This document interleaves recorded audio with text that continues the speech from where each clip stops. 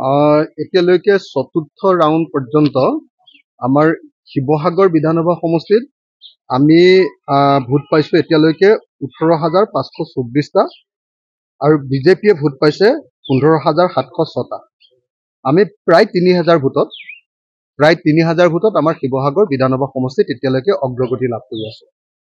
দ্বিতীয়তে ডিমৌ যিটো বিধানসভা সমষ্টি, ডিমৌ বিধানসভা সমষ্টিত বিজেপিয়ে 13,253টা ভোট পাইছে তৃতীয় ৰাউণ্ড পৰ্যন্ত আৰু আমি পাইছোঁ কংগ্ৰেছৰ কেণ্ডিডেটে আমাৰ বিৰোধী ঐক্যমঞ্চৰ কেণ্ডিডেটে পাইছোঁ 13,689টা।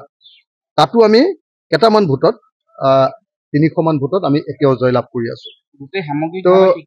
সামগ্ৰিকভাৱে এতিয়া আমি যোৰহাট লোকসভা সমষ্টিত প্ৰায় 14,000 ভোটত এই মুহূৰ্তত 14,000 ভোটত আমাৰ প্ৰাৰ্থী বিৰোধী ঐক্যমঞ্চৰ প্ৰাৰ্থী গৌৰৱ গগৈ ডাঙৰীয়া জিকি আছে আৰু সেইকাৰণে আমি একেবাৰে আশা প্ৰকাশ কৰিছোঁ যে এই ট্ৰেণ্ডটো সঁচাকৈ আগবাঢ়ি যাব।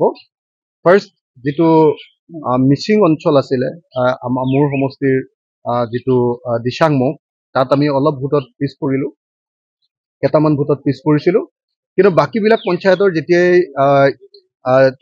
হেৰিটো খুলিলে তেতিয়াই দেখা গ'ল যে নহয় আমাৰ ভোটৰ ট্ৰেণ্ডটো আকৌ আগবাঢ়ি গুচি গ'ল।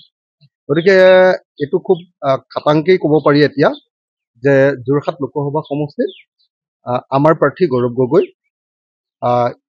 ইণ্ডিয়াৰ প্ৰাৰ্থী বিৰোধী ঐক্যমঞ্চৰ প্ৰাৰ্থী গৌৰৱ গগৈ জিকিব।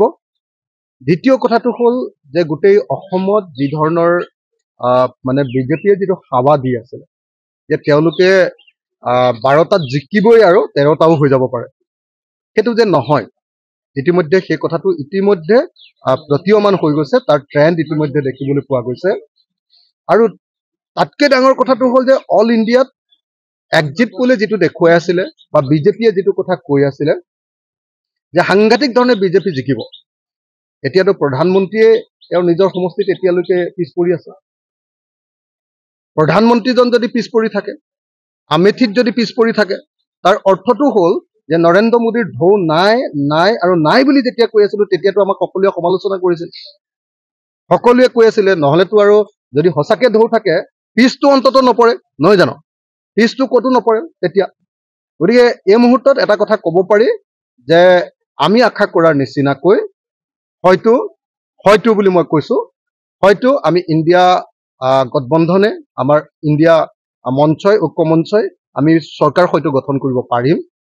দ্বিতীয়তে আমি আশা কৰা ধৰণে হয়তো অসমতো আমাৰ ভাল ৰিজাল্ট হ'ব। বিজেপিৰ যি অপপ্ৰচাৰ, বিজেপিৰ যি অপশাসন, বিজেপিৰ যি দাদাগিৰি, বিজেপিৰ যি ফেচিবাদ আৰু সাম্প্ৰদায়িক ফেচিবাদ, তাৰ বিৰুদ্ধে ৰাইজে ভোট দিছে। বিজেপিয়ে যি ধৰণে দেশ বিক্ৰী কৰিছে তাৰ বিৰুদ্ধে ৰাইজে ভোট দিছে।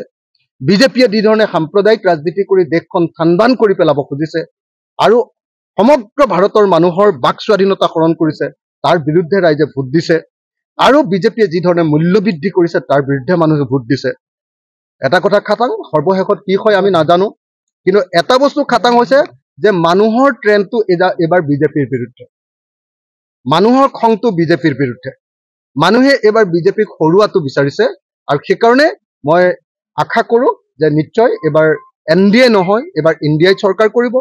অসমতো আমাৰ বিৰোধী ঐক্যমঞ্চই যথেষ্ট ভাল ফলাফল দেখুৱাব, আমি আশা কৰা মতে ফলাফল দেখুৱাব আৰু আমাৰ নিজৰ সমষ্টিত যোৰহাটত আমি নিশ্চিতভাৱে জয়লাভ কৰিম। এই কথাটো আমি এতিয়া ক'ব পাৰোঁ। ধুবুৰীতটো আমি জিকিমেই, নগাঁৱত আমি জিকিমেই, কৰিমগঞ্জতো হয়তো জিকিমেই, এই তিনিটাততো জিকিমেই, আমাৰ যোৰহাটত জিকিমেই, 4টাতো একেবাৰে মোটামুটি এতিয়া ট্ৰেণ্ডটোত আমি জিকাৰ ট্ৰেণ্ডত গুচি গ'লোঁ। আমি এই 4টাত আমাৰ জিকাৰ ট্ৰেণ্ডত গুচি গ'লোঁ। মই আশা কৰিম যে শেষলৈকে আমি গুৱাহাটী আৰু ডিব্ৰুগড়তো জিকিব পাৰিম।